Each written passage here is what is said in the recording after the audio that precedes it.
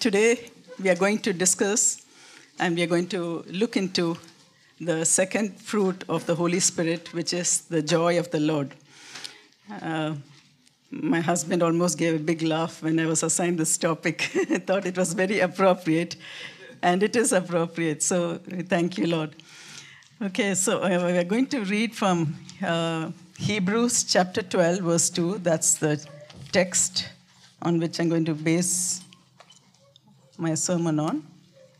And at the same time, we'll also take Galatians chapter 5, verse 22.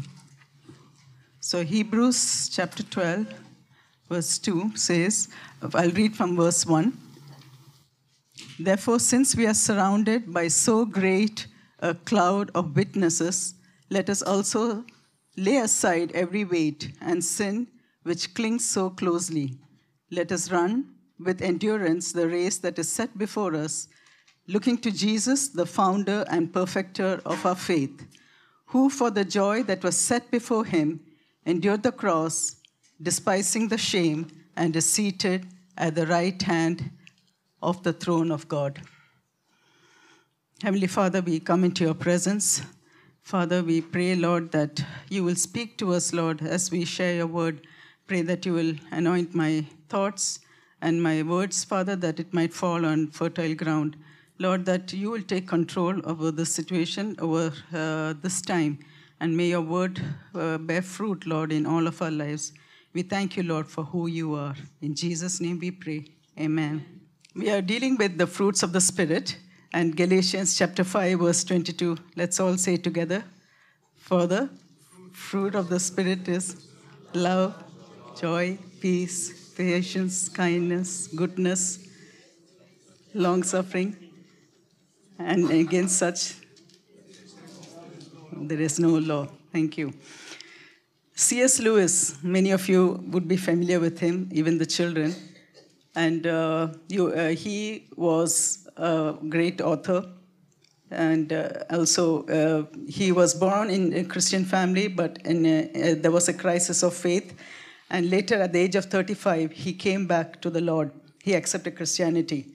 And the life of C.S. Lewis illustrates that how joy can often spring from unexpected places. He lost his wife, I think, after 4 years of marriage, and he dealt with a lot of sorrow.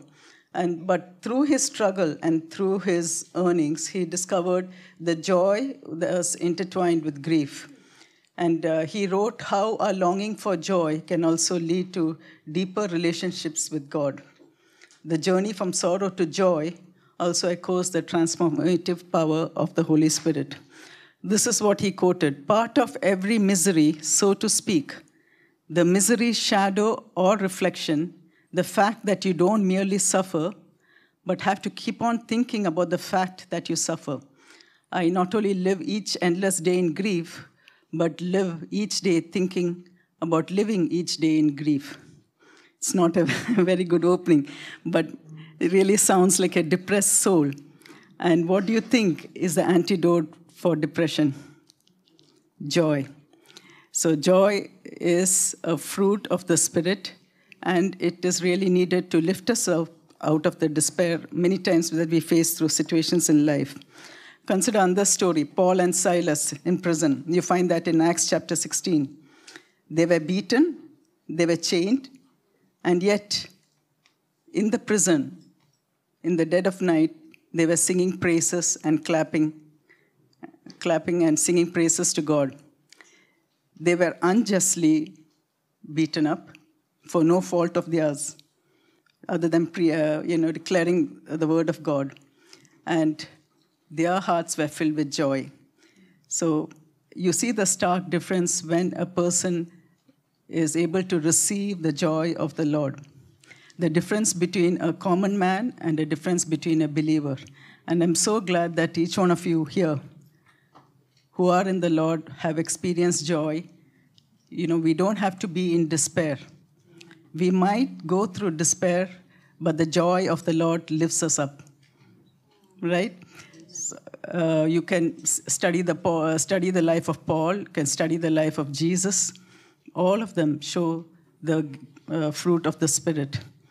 Nehemiah, when he was facing overwhelming odds as he rebuilt the walls of Jerusalem, he rallied the people with these words.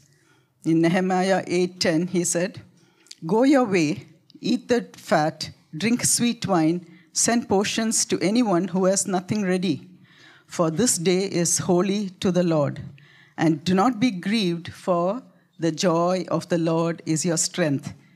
We sang that today, right? The joy of the Lord is your strength. Even Habakkuk also, he recalled that when he said, "The joy of the Lord is your salvation."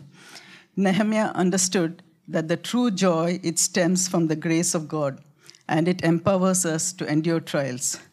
So we should embrace this joy which comes from the Lord, even in the good and challenging times. So last time, again, as a reminder, we dealt on the fruit of love, and all the fruits of the Holy Spirit. It comes as a result of the intimacy and the relationship that we have with the Holy Spirit. Amen? It is different from the gifts of the Holy Spirit. And as I was reading and I was studying and preparing for this message, a beautiful reminder from the Lord that a person's spiritual maturity, all of us claim to be spiritually mature. A person's spiritually maturity is not marked by the gifts of the Holy Spirit. It's not how much you can speak in tongues. It's not your word of knowledge. It's not about what you can do, but it is by the fruit of the Holy Spirit displayed in your daily walk with the Lord and with the world. That's a tough order, but let's remember again, the fruit of the Spirit is love, joy, peace, patience, kindness, goodness, and gentleness, self-control. And a mature person, a mature Christian walking with the Lord will exhibit these fruits in his life, in his or her life. It is not, it's not forced upon, but it comes. Just like the fruits that you see in the tree. You don't have to do anything other than water it and lay the manure. The fruit comes in due season. So that's a good point to remember, even for me, that the spiritual maturity is marked by the fruit of the Holy Spirit. So how do you define joy? What is joy? Okay, joy, it's a sense or state of gladness or relation that people experience through their relationship with God. This is taken from the Lexham Theological Word Book, and also through the good things in their life. It is more than an emotion, and it is a reality. It is an inward reality that expresses itself outward. And it cannot be commanded. It cannot be forced out. Okay? Now you see in Psalms 137, where the exiles, the Israeli exiles are singing. They are saying, "The captors required us of songs, and our tormentors mirth, saying, 'Sing us one of the songs of Zion.' How can we sing the Lord's song in a foreign land?" The captors wanted them to sing a song, and we sing songs of joy, but they could not. They could not. Because their spirits were down, they were heavy laden, and they were thinking of their land which they had left. Joy is a response to God and the circumstances also around us. So you can find joy when you sense God's presence in your life. Psalm 16:11 says, "You make known to me the path of life, and in your presence there is fullness of joy. At your right hand are pleasures for evermore. You fill me with joy in your presence." Psalms 21:16. How many of you have experienced the joy when you go before the Lord in prayer? Amen. Nothing can replace that. When you go with a heart full of grief, you sit before the Lord, you can vent it out to Him. You will not hear any accusations, but sometimes you might not receive the answer, but you get up, and in a few days, maybe in a few hours, the Lord shows it. The Lord fills your heart with the joy. You begin to understand. You begin to find solutions to things that if you had gone to your best friend. Friends are a good solace. They're a good companions. All of us should have friends. But nothing to beat the time that we spend with the Lord. And many of you would have realized it. We can vent out to our friends. It gives us a temporary comfort. But it does not bring a solution. But when we went out to the Lord, He provides us wisdom. He provides us endurance. He provides us a solution, and that brings joy as a fruit in our life, right? So I just want to go through some of the commonly used words for joy in the Old Testament and in the New Testament, and we shall compare the different facets, okay?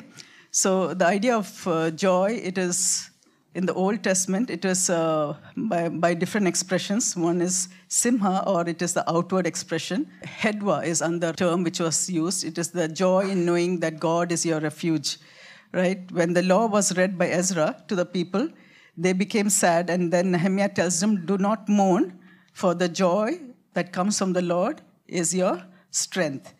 So it is also known by Sama, where rejoicing. When Solomon was crowned as king, the whole nation of Israel rejoiced. There's another word that is used, which is called lisma, which is joy in merriment, where King Solomon says, eat, drink, and be merry, for this is the life that you have. And then there's alas, I think that's how it's pronounced. It is joy in a metamorphical sense, like Israel predicts that the mountains and the hills will break forth into joy. So these are some of the words that are used to define joy in the Old Testament. And when we see that in the New Testament, it takes a different concept. Okay, Philippians chapter 4, verse 4 says, rejoice in the Lord always. And again I say, rejoice. It is a choice of our response. It's not a reaction. In the Old Testament, joy came to the hearts of people as a reaction to some event. When a baby is born, there's joy in the family. But in the New Testament, many times joy is used in the context of as a response to a choice. And many times this is a difficult choice that we have to make. It is a gratitude towards God, recalling all the good things that He has done and not looking at the circumstance. Paul was able to say, rejoice in the Lord. And again, I say, rejoice. We New Testament Christians are called to a higher calling. It is not as of the old. The covenant of the New Testament, you would have heard it many times, is of a greater calling than the covenant of the old. Okay? So Paul uses the word rejoice, or it's in Greek, it's also called kairo, for the proper response to suffering. Okay? And it is a new basis of rejoicing, which is not found usually in the Old Testament. James also encourages the believers to consider it all joy when you face trials. We are called to walk by faith and to rejoice. Why are we called to rejoice, to have that joy? Because we have a model in which we will look further. So Paul tells his audience that they are sharing in the sufferings of Christ, and they should rejoice in the present in order that the revelation of Christ's glory, that at the revelation of Christ's glory, they may rejoice with gladness. Okay, he tells the Roman believers that the kingdom of God is marked by righteousness, peace, and joy, or the chara, by the Holy Spirit. Here, 2 Corinthians 7:4, he says to the believers in Corinth, I'm being supplied lavishly with joy in all our affliction. It is a fruit of the Holy Spirit which should be evident in the Christian community also, not only in the individual, but also in the Christian community. There's one verse in the Old Testament, Deuteronomy 28, 47 to 48. And Moses, when he was describing the covenantal curses that will come upon the people if they forsake Yahweh and his covenant with them, Moses declares that since they did not serve God with joy as a response to the abundance that God had blessed them, they will serve their enemies. Okay, it was more like a threat. It was more like a punishment, what was there in the Old Testament. But in the New Testament, we serve God because we recall his gratitude. We recall everything that he has done. And it is a commandment, delight yourself in the Lord. The Bible tells us, delight yourself in the Lord. I also remember reading that cursed is any man who does not do the Lord's work with zeal. Right? That says that, I think comes in Proverbs. So this joy that we are asked to exhibit, or we are asked to, which we are told that it comes as a fruit, it is possible only as the fruit of the Holy Spirit, which is present in every Christian. A person who is not a Christian can fake up a joy, but it is not real joy. It is only the joy of the Holy Spirit that enables you to go through the difficult trials and the circumstances of life. So now that you have understood what joy is in the Old Testament and New Testament, let's come back to our text for today, Hebrews chapter 12, verse 2. Therefore, since we are surrounded, verse 1 and 2, since we are surrounded by so great a cloud of witnesses, let us lay aside every weight and sin which clings so closely. Let us run with endurance the race that is set before us. The book of Hebrews was written to the Jewish Christians and also to the Gentiles. Okay, and talked about the supremacy of Christ, was establishing Christ as the head over all things. And this was in this chapter, the author, he was encouraging that we are surrounded by a cloud of witnesses who have gone before us and who are with us. And who is this cloud of witnesses? The saints of God, the church of God. You know, God placed us in families as individuals. God also placed us in the greater body of the church. And in the church, as you share your sorrows, you'll always see that there is someone else who has already gone through it. And that's why we need the church. The importance of church in a believer's life is paramount, where you can share, where you can pray, where you can build each other up. And you can also learn from the Bible how people have gone through it, how people have gone through different trials. So you have this great cloud of witnesses. You have this great family of believers with all our fault. Any family that does not have fault, please raise your hands. Okay, so all of us have faults in some way or the other, but all of us in the family of God are surrounded by the love of God, where he covers over our weaknesses, he covers over our faults, and we accept each other in the Lord. So I can find confidence to share my heart with my brother or sister as the Lord leads, and the Lord might choose to work through that brother or sister, or he might choose to work through some other circumstance.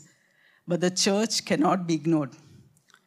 It's sad when people say the church is full of hypocrites. Then who are you? Right? You know, if any of us are making statements like that, just keep it aside. We are equally an imperfect person in the body of Christ, and we accept each other's faults. I was just thinking of Jesus at the Last Supper, where he, pointed to Judas, and he said, the person who's going to betray me is breaking bread with me. And just imagine the scene. Why did Jesus do that? I think it was mainly to entice Judah to his love and to show him that, giving you one more chance. But if Jesus had chosen that moment to pick up the squabbles, rallied a team around him, and beat Judah into submission, I don't know if he would have reached the Garden of Gethsemane. I don't know if he would have cried and asked God for help. I don't know if a crucifixion would have taken place. Jesus chose to vent it out to the Lord, right? At the same time, he did not push anyone away.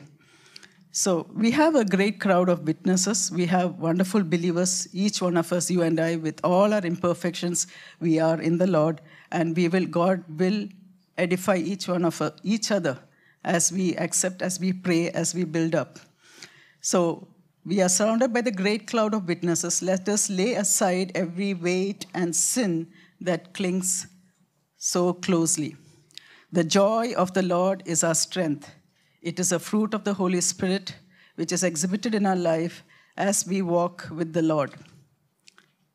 The joy of the Lord can also be robbed if we allow it to be robbed by circumstances, by people, by hearsay, right? So the author tells us, let us lay aside every weight, every anxiety, and sin that clings so closely. Jesus had his mission fixed on the cross. He knew what the Father wanted him to do. All right, there were rumors, there were a lot of things that maligned his name.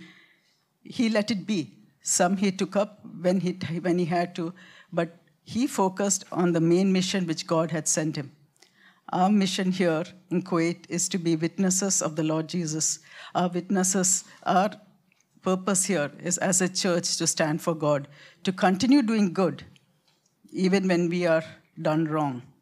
That's our mission. And as we strive in that, the fruit of the Spirit will be evident. The love will be evident from TLC. The joy will be evident. The peace will be evident. And that's how we are going to win the nations for Christ. So we lay aside every weight, every sin that clings so closely, and we run with endurance the race that is set before us. Each one of us has a mission.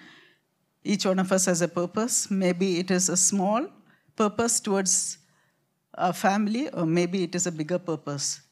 To the one whom little is given, he proves faithful to that. To the one whom much is given, he has to prove faithful to that. So let's do our mission. Whatever God has entrusted to each one of us, that's our personal work. Let's do it with dignity. Let's do it with love. Let's do it as unto the Lord, without seeking glory for ourselves. And the Lord would add his blessings unto it. Okay, so Hebrews chapter 12, 1-2 encourages the believers to run the race of faith with perseverance, highlighting the importance of Jesus as the ultimate example of endurance and joy. Verse 2 says that, looking to Jesus, the founder and perfecter of our faith. Our model is not you and me. It's not the TLC leadership, I'm sorry. It's not any of us. Our model is Jesus. So we order our life according to Jesus. If he endured the race with prayer, he endured the race with resilience, ignoring the small things, fixing his eyes on Jesus, then we can also do the same. Okay? Despising the shame, he endured the cross. The resilience to go through trials comes on our knees when we sit with the Lord. The endurance to go through the trial, it's not easy for any of us. Sometimes it comes wave after wave. Wave after wave. When one is over, the next trial comes in, the next trial comes in, and you begin to wonder what's happening to me. And accept it that it's part of Christian life. So who do we look to? We look to Jesus. And we see how he went through the trials. He gives you the right word at the right season. He lifts your head in the right time.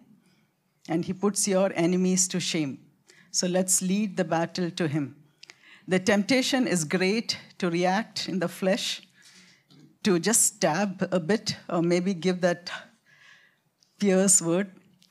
How many of you have done it? I have. All right? Piercing word. But the Bible says that those who endure to the end will be saved.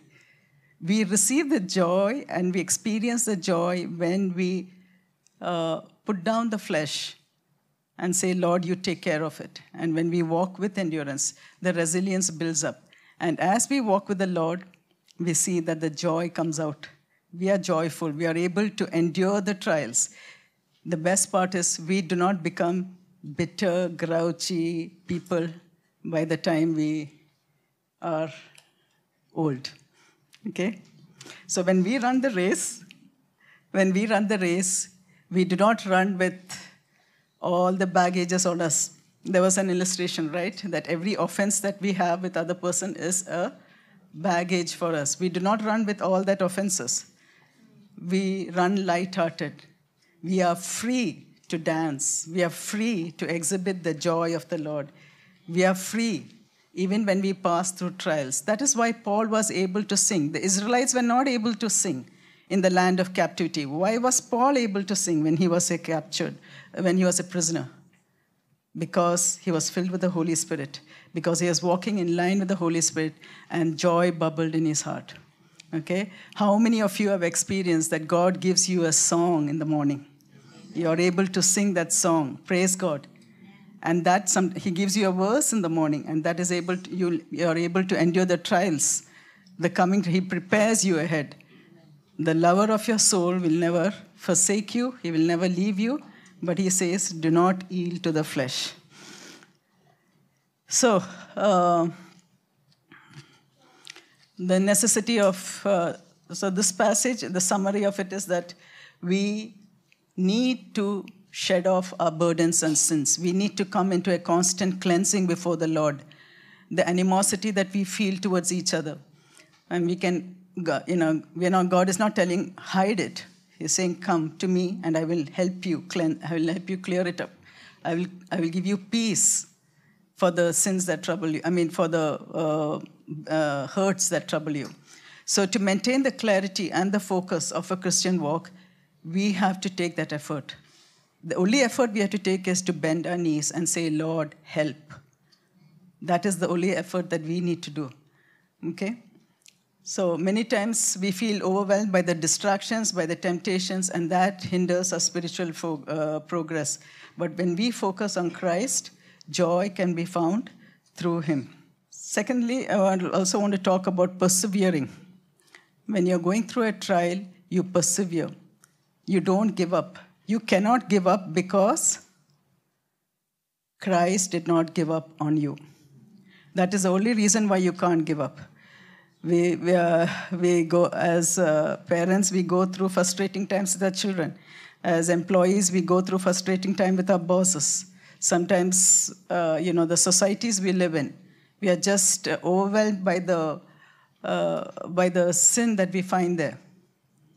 But we do not give up, and we continue on the Christian journey. The Christian journey is less about speed, and it is more about enduring. I read this verse somewhere that we are in the business of microwaving, but God is into the business of marinating. It takes time.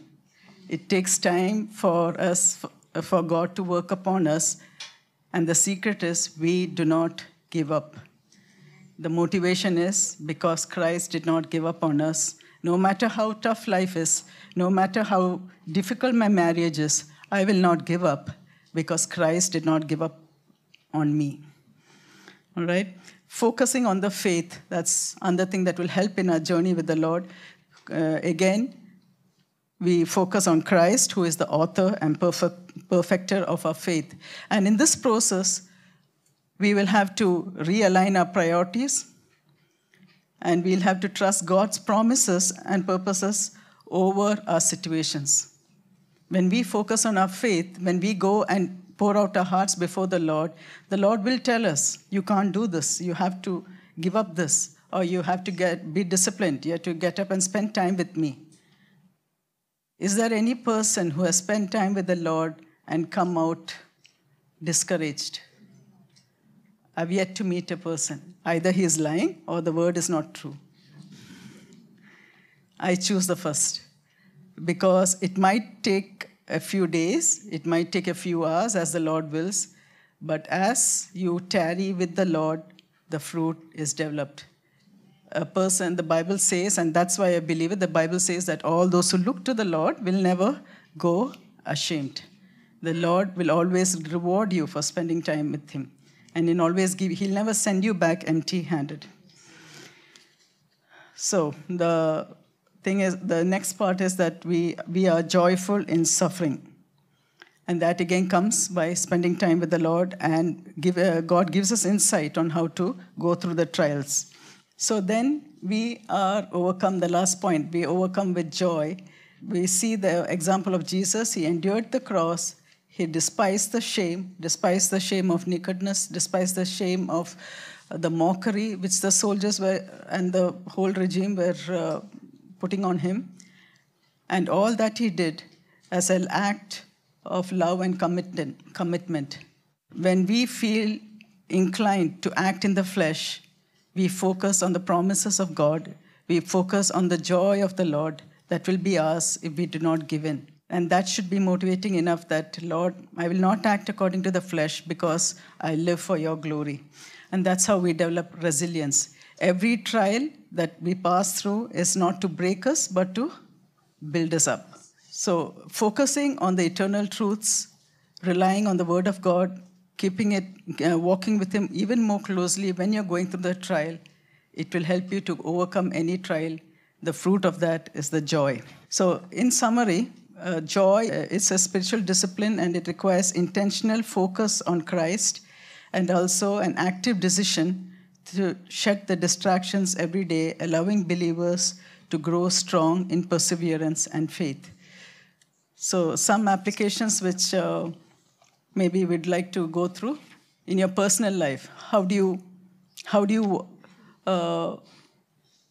prepare yourself to exhibit the fruit of joy? You practice the spiritual disciplines that feed joy: thanksgiving, worship, meditation. And that's what the church provides, right? We provide opportunities to come for prayer, whether you like it or not, whether it's hard, whether you're tired. You come together for prayer, you pray, okay? You replace complaint with contentment. And you also meditate, you think about what robs you of the joy, and you resist the flesh influence. You ask God to help you overcome that. In your family life, this is very important, please take note. You cultivate an atmosphere of laughter, gratitude, and worship. You learn to appreciate each other in the family rather than to criticize. And always remember, our children are watching how much joy we exhibit in our lives, in our Christian lives. You lead your children into joy not by rules, but by just exhibiting the joy that comes from the Lord. We cannot be legalistic. It's a mistake which many of us have made, including myself. At one point, we become so hard on the rules that it robs the joy of doing things, whether it's studies or whether it is chores in the house. We ask God for help to make a pleasant atmosphere at home, where the children understand the value of a Christian home. Okay? So you model joy in adversity, again, where you teach that circumstances do not define peace or joy. I remember very well when we were quite young, when our house got robbed in Tanzania. The first natural thing was that we panic. But thank God, God gave Sherry the wisdom. He just said, when the moment we are entering the house and we are seeing it's all robbed, just gathers all the family. My parents were there, his parents were there. We just come together and pray. It doesn't make sense, but we prayed. Then every mouth that would have opened up in complaint was shut. Or would have talked otherwise was shut. And everyone just kept quiet. The peace of God reigned in that situation. So anytime you see there's a disturbing spirit in your home which robs out of the joy, call the family together, just pray. Don't expect anything, just pray. In that process, you're handing over the situation to God. And you will see that God works. In your church life, you build a culture of worship, mutual encouragement, encourage each other, and let your joy be visible in service, not a duty, but a delight. The moment we tend to be legalistic, that you have to do it this way, you have to do it that way, you're not going in the right path. So you guard against legalism, criticism that kills joy. And let's be a church of grace.